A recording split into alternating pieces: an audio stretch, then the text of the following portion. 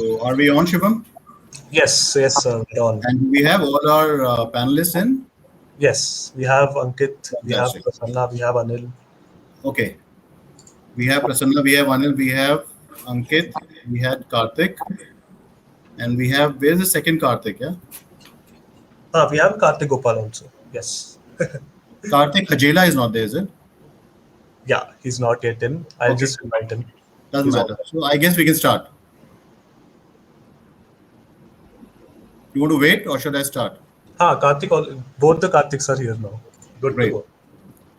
So welcome everybody. And it's a real privilege, real pleasure to have such a fantastic panel on World EV Day. I think through the day today, you're going to meet a lot of people from the sector, starting with this panel, of course, who have really taken the first steps or the toughest steps in terms of getting this whole EV adoption revolution going in India. In fact, when I looked at my panelists, starting from Kartik Hajela, who I guess is the youngest, going on to, not Anil G and Ankit Mittal. Ankit Mittal, of course, would be the second youngest. Anil G and Kartik Gopal are relatively older, of course, not as old as me.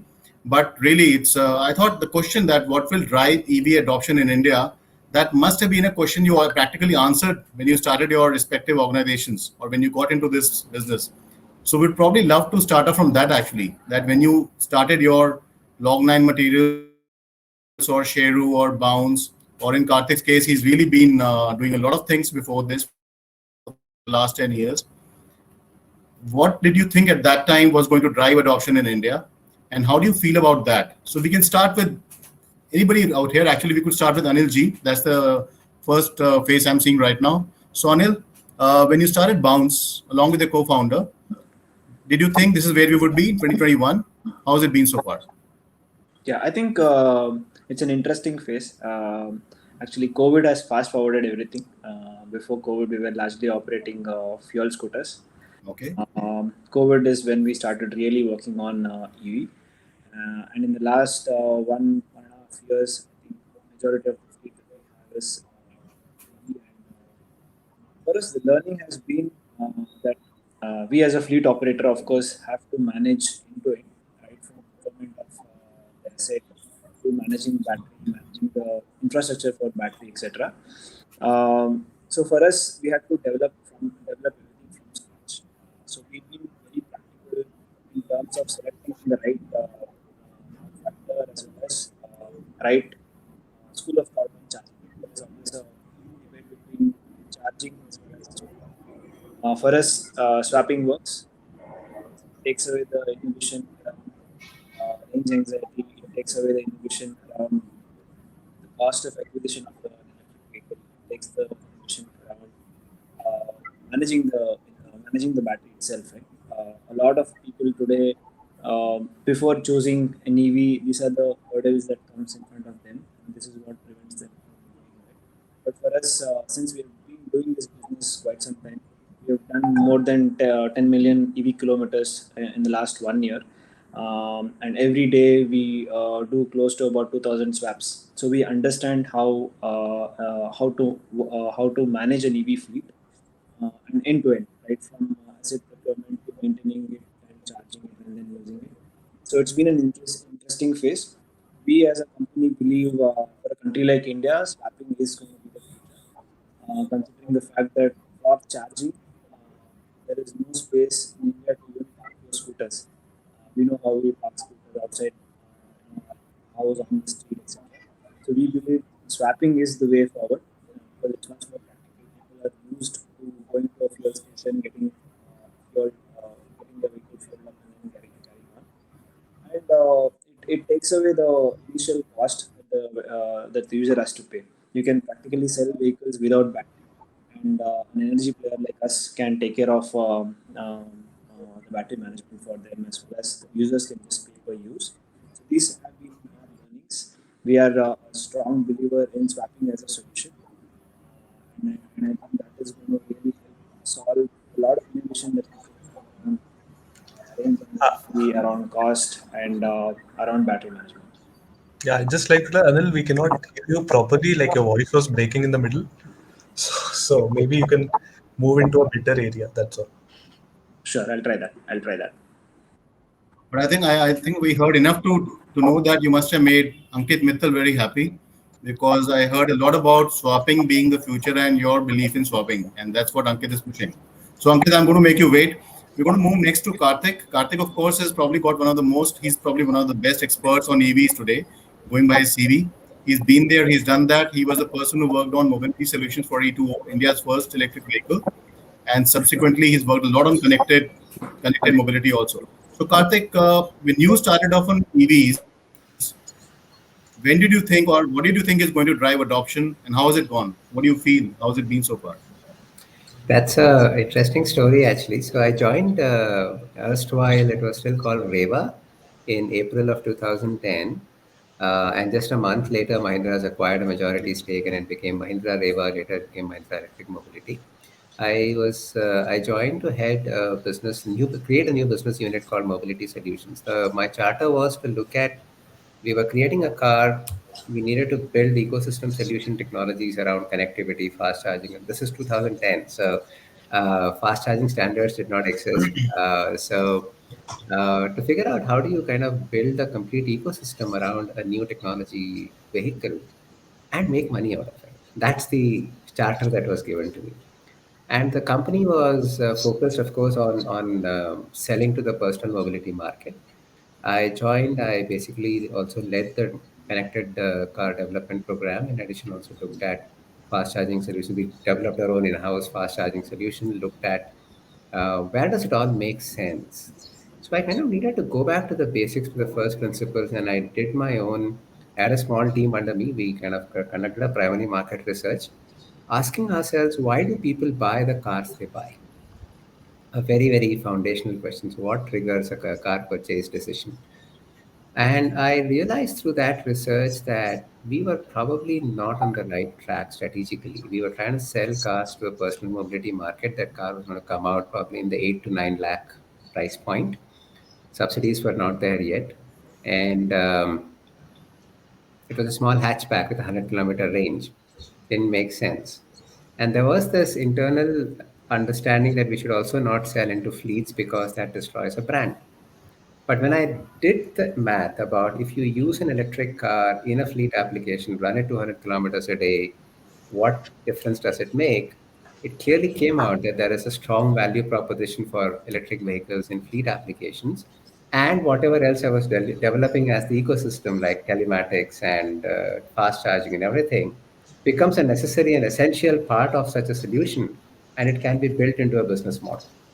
So luckily, I got a good break. We worked with Lithium Urban Technologies. They came on board in 2013, so we worked with them to get into corporate employee transport. Then I worked on a light commercial vehicle, four-wheeler light commercial vehicle. Did a deal with Big Basket. Then did another one with Ola. So basically, the whole that kind of shifted the trajectory in the company that electrics in India make sense in fleet applications. And this was 2012, 2013 kind of a time frame when most people used to look at me strangely when I said I was working on electric cars.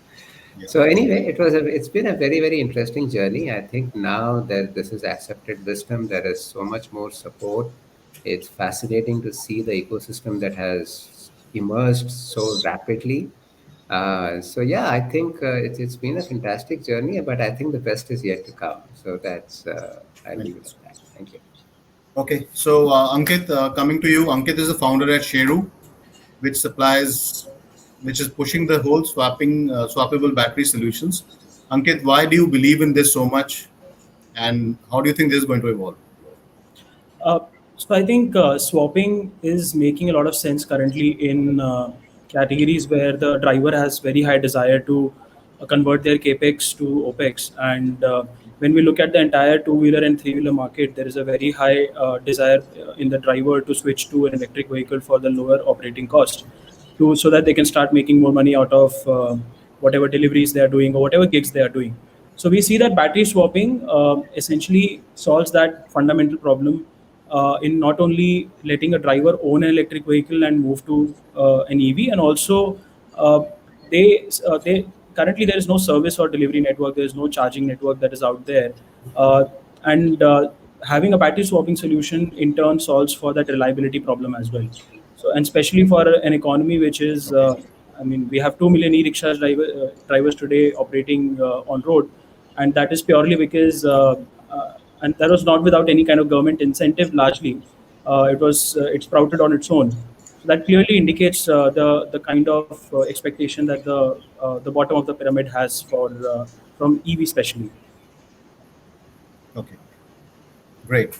So now we'll just move on quickly to Kartik Hajela. Kartik, of course, is a co-founder at Log9 Materials. Not only is he the youngest, he's been very clever in hedging his bets. They're pretty much agnostic when it comes to swapping or controlled batteries. And more importantly, they're also developing a very very unique battery, the aluminum air battery, which is in the works. And I guess we'll hear more about it in the coming years. So, Karthik, tell us first about your charging solution. How is that doing? Where do you see that growing? And is that going to be bigger than the aluminum air business right now?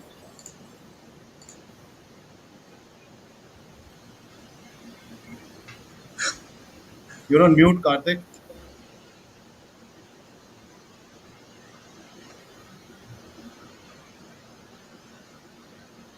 Am I audible, guys? Yes, now you are. Yeah, sure. Thanks a lot. So, basically, when we started working on whatever technologies we were working on, we first identified that what are the key problems that EV adoption is looking at, and we always believe we'll not look at any small incremental advantages or incremental uh, advancements going into technology. We thought that if we have to break it, we need a disruptive sort of X factor to all problems currently in the market. We identified that definitely everyone is looking at range, that increase range, but to be honest, more than beyond a point, those subsidies are backing it today. So beyond a point, just increasing range won't be the ideal solution. You will have to switch to a very faster charging time and mimic what currently a user does when he takes his IC engine based vehicle to a fueling pump. And that's where we realized that we need to have batteries which can charge at 10 minutes, 12 minutes sort of charging time, even lesser. And hence we got into this business. Definitely aluminum fuel cell was one of the projects we are still working on, and the idea of that is to target intercity sort of long haul applications. So aluminum fuel cell is meant for target applications where hydrogen fuel cell is some sort of competitor for us. But the battery technology we started working on some 2 years back was primarily focused on intracity sort of applications, where today consumer's perspective is also to take his vehicle to a petrol pump, get it filled for whatever 1 day, 2 day sort of fuel, and then again refuel it. If you look at the last mile space, two wheelers specifically in the delivery and all, people usually fill their petrol pump which is suited for 2 to 3 days. They don't fill it for 1 week or so. Their cash flows are planned in that way. So hence we targeted a market which is completely on rapid chargeability, starting with last mile. But beyond charging time, we realized one of the biggest barriers today in EV adoption is charging time. And range for sure was there, but reliability is where everyone is, very skeptical about adopting an EV. We talked to a lot of fleet operators, individual customers, and what we realized, especially in the last mile space, where for the commercial guy, the asset life is very important. He was skeptical about switching from IC, which is a very foolproof, safe-proof sort of technology, to an EV, that will it survive.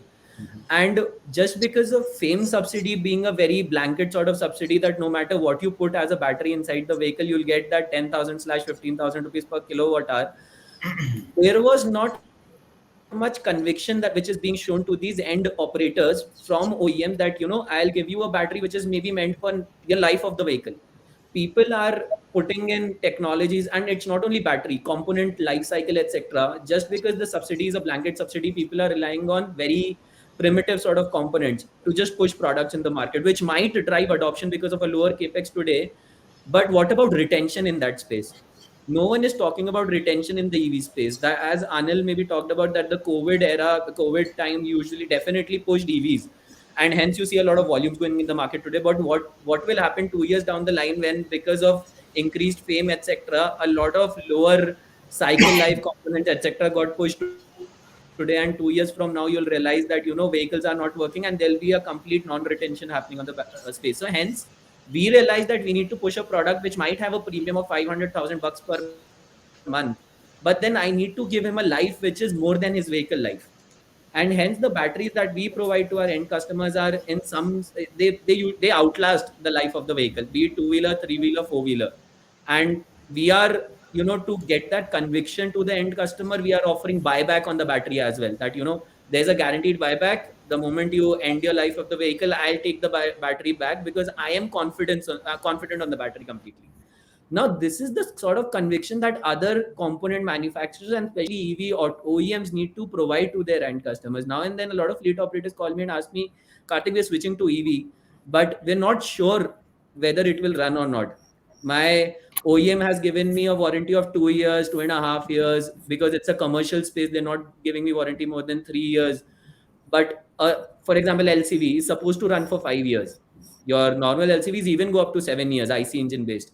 But the warranties on the EV products are limited to 3 years. That is why I feel there has been a barrier today.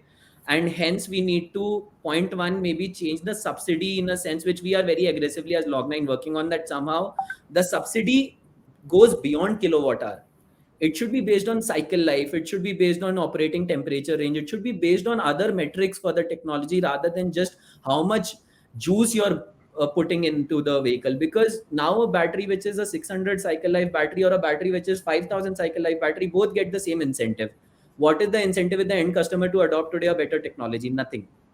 So that's what Log9 as a whole, the technology that we bring forward, the idea is that it is incremental of at least 9x on everything, be it charging time, be it cycle life and all.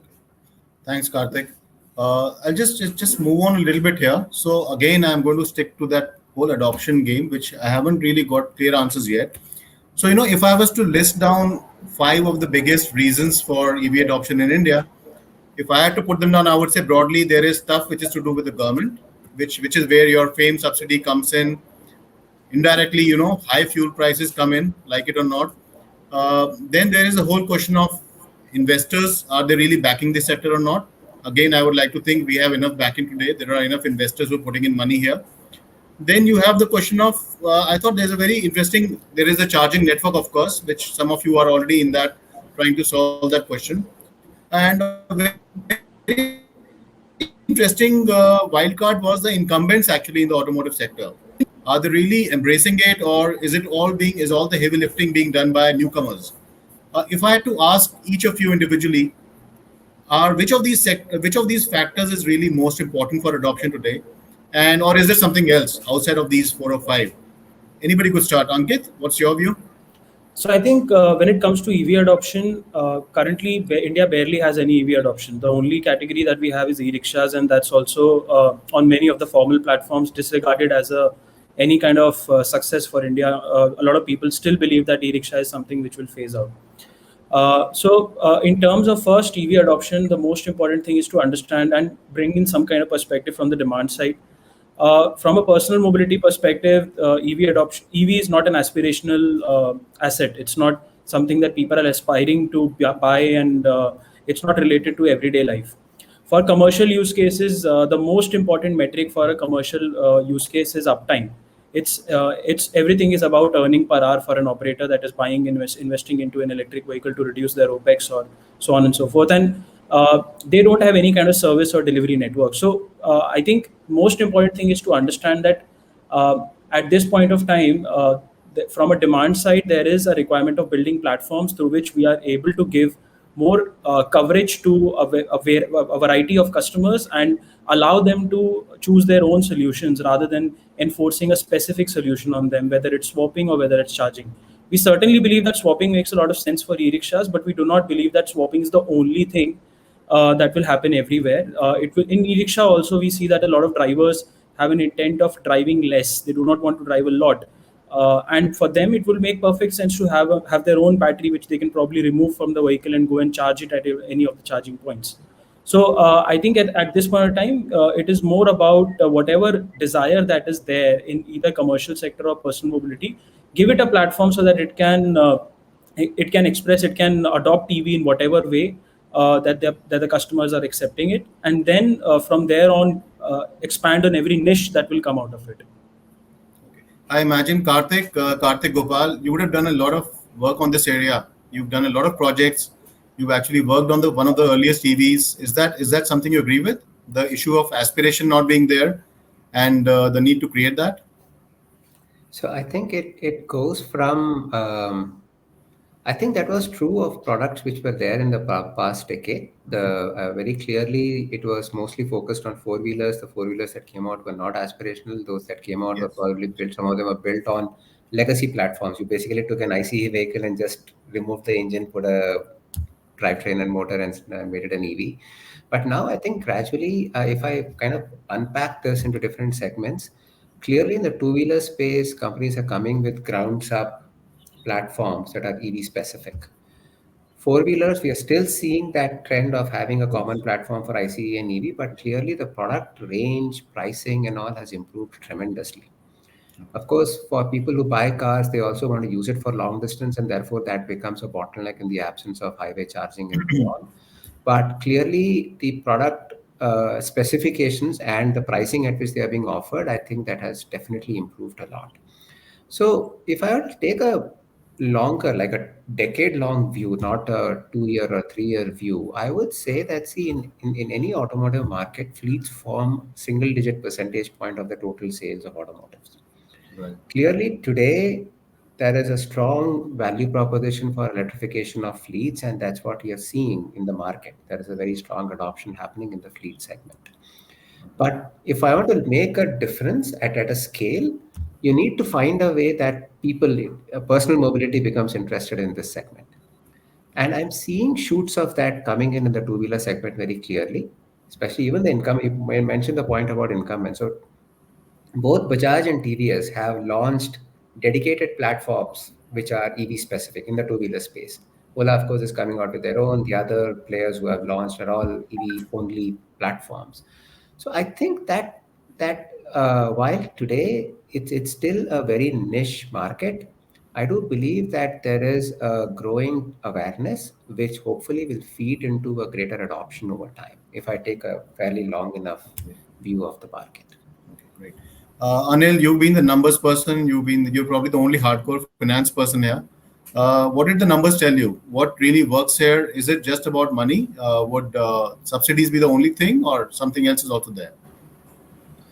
See, in terms of users, I hope my voice is clear right now. Yes, now it's clear. Yeah. So you see, in terms of users, be it fleet operator or the end customer, B2C use case, all of them will transition to EV only if the numbers make sense, right? For them, Sure.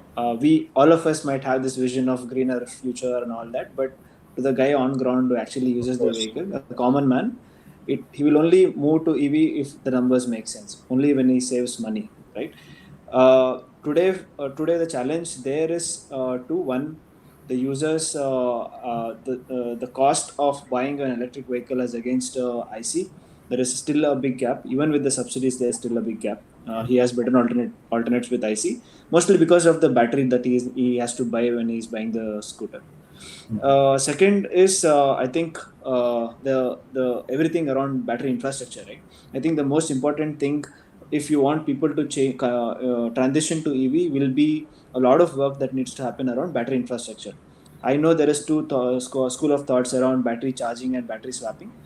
We believe in battery swapping. Others might have different views, but a lot of investment there, a lot of development there is when people will transition to EV. Unless that happens, even with a lot of demand incentives like what the current state governments and central governments are giving, will not be enough for the mass to move to EV as such. So it's very important for us and the government to work on building a reliable infrastructure for EV, which will take away the headache of him finding a way to charge his vehicle, and also get over the range anxiety issue that currently haunts Okay. everyone. So as until that is solved, transitioning of EV at mass is going to be a challenge, right? So we as a group will have to solve that in order to ensure we get the demand from the consumers. Okay. Kartik, you actually raised money from what I would call a legacy battery firm like Amar Raja, and how's that gone? I mean, are they? Did you find them really anxious? I mean, about the future in terms of what happens to their existing business, or are they looking forward to the change? How do you find that? Because I find a lot of lead acid battery manufacturers, for example. I mean, we just heard Maruti Suzuki, for example, talk about not doing anything in EVs right now.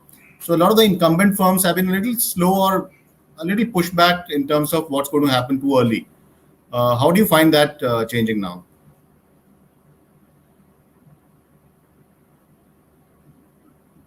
You're on mute, Kartik. Mute, mute.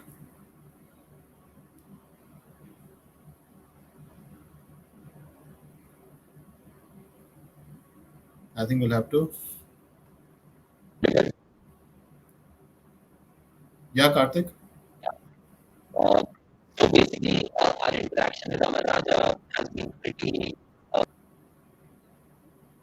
good on that front. When we realized that the lead acid manufacturers definitely realized that lithium is the future for a particular segment of the market completely. Lead acid, according to them, will prevail for a particular segment altogether. Let's suppose residential, for example, home sort of storage there, which for a long time it will still stay. That will not change as fast as we are seeing EVs going to the shifting completely to lithium for sure. So Hey, Kartik, your audio is breaking up. It's like a robotic voice. Yeah, you barely make it out, actually. Am I audible? Yeah, Now it's now. better. Please just repeat what you said. Huh? That's great enough. Yeah. Yeah, So now it's clear, right? right, right. Yeah, sorry. So basically, what we have realized with the likes of Amaron, for example, who's now our investor as well, they know that lead acid will prevail for a particular market altogether, even for the next 10 to 20 years, which we also feel would stay. Lithium ion, for that matter, will create a shift in a particular segment, specifically EVs. EVs would be the starting, and then you'll have commercial segment, industrial segments shifting to lithium, where you need power, a lot of power specifically. These guys have been definitely working on lithium ion since quite some time, but definitely being a mammoth in some sense for them. And what we have realized with any incumbent is that once you become too big, it's difficult for you to transform fast as a startup does, specifically in your R&D journey, majorly R&D and product development journey. And that's where we were able to create our impression, that and definitely that we have been doing that very dynamically and at a much expedited stage, and which in any case for any technology company is ahead than incumbents for sure. So these guys know that lithium is the future for sure. These guys know that alternate energy technology will definitely come. Lead acid will prevail to have its own market, which will never change, which will not shift for a long time till the other technologies become as dirt cheaper as lead acid is today. And till that point, at least lead acid will sustain for certain markets, even for the next 20 years will not shift. But definitely they were having their R&D initiatives. All of them have their R&D completely. TVS Lucas has announced their partnership on the Yeah, semi-solid sure. batteries, etc. Exide has announced the lithium-ion battery plant. Amar Raja has already announced their investment into lithium-ion. So because they also know that that energy market is a bigger chunk of the complete segment altogether.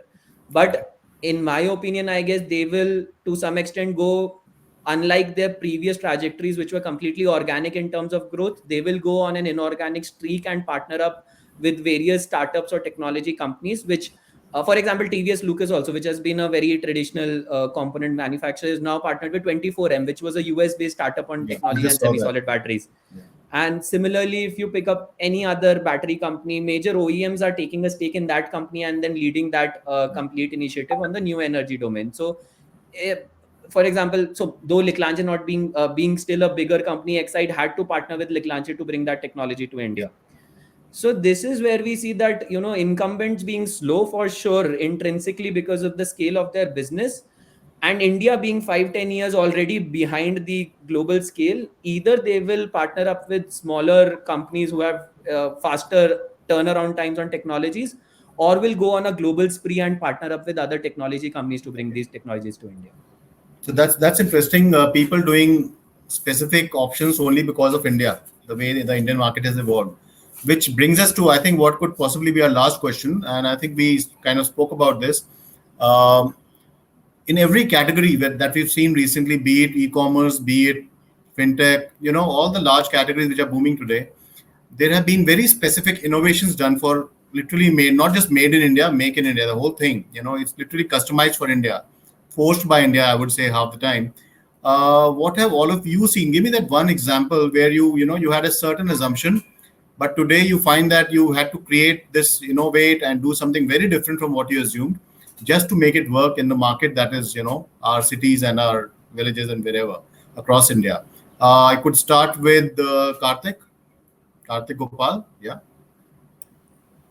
I think it's a wide spectrum. So if you had to pick one, I would say One that big one. Yeah.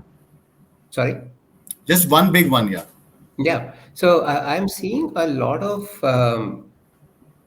companies that are doing India-centric battery pack designs. And what I mean by that is to look at the kind of hot climatic conditions that we have and the other environmental issues that we have and the dust and all of that. And how do you make batteries work in that kind of an environment? There are companies that are doing good work in that space, and I would kind of point that out. Thank you. Okay. Great. Ankit, what about you? I think for us, the category in e-rickshaw category itself is something which is very India centric. I Yeah. mean, this category itself doesn't make a lot of sense in a lot of other countries. So I think that's the biggest thing for us. Okay. Great. Anil?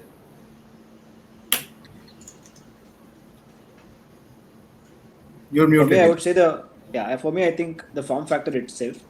Uh, Majority of the users today, majority of the OEMs today don't actually manufacture the entire vehicle here. Especially the frames, the body parts, most of them are imported, and the assembly itself is what happens. In the integration and assembly is what happens. Okay. These frames are not meant for the Indian roads. This I'm telling you based on our experience running a fleet using multiple bikes that are available in Okay. the market. So quickly, the newcomers will have to start building everything from scratch, right from frame to the chassis, etc., which is suitable for the condition that India has.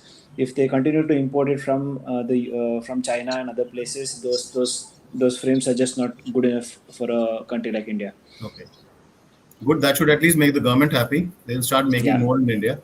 And yeah, true. Karthik, what about you? Any adoptions done specifically for India?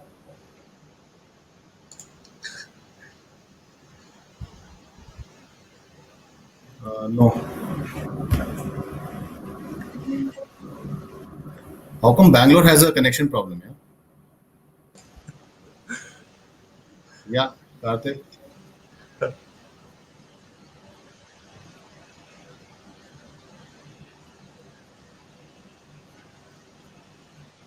Am I audible now? Yeah. Yeah. Please.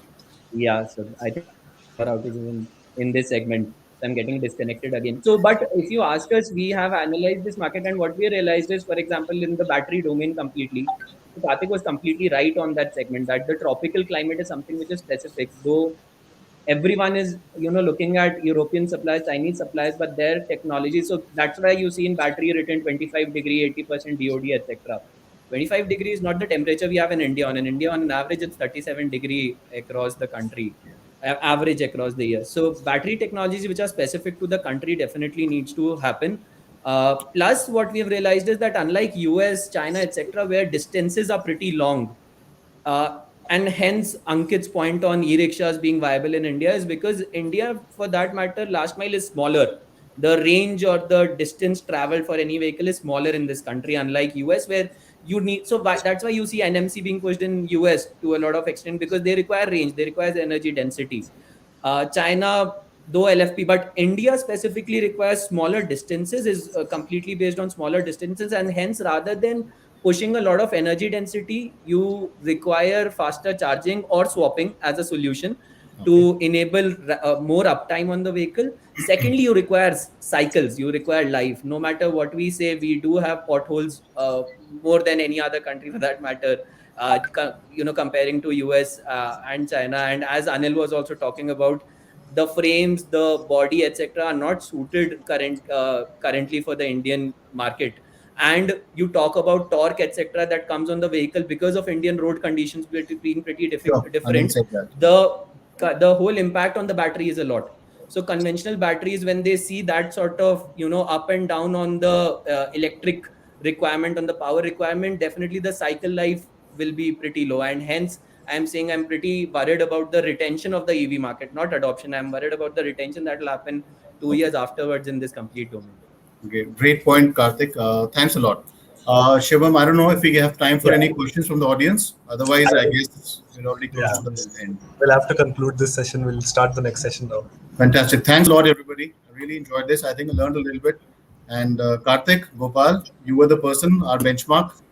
I hope you liked it because I mean I told him at the beginning that he had the maximum experience in this space, and if he likes it, everybody should be happy. I don't have It's to buy always a it. pleasure. It's always a Yeah, pleasure to great. speak to this Pleasure guy. having you here. I Thank you hope very we'll be much. interacting soon again. Thanks a lot, everybody. Absolutely. Thank Thank you. you. Okay. Thank you. Thank Bye-bye. you. Thank you, guys. Thank you.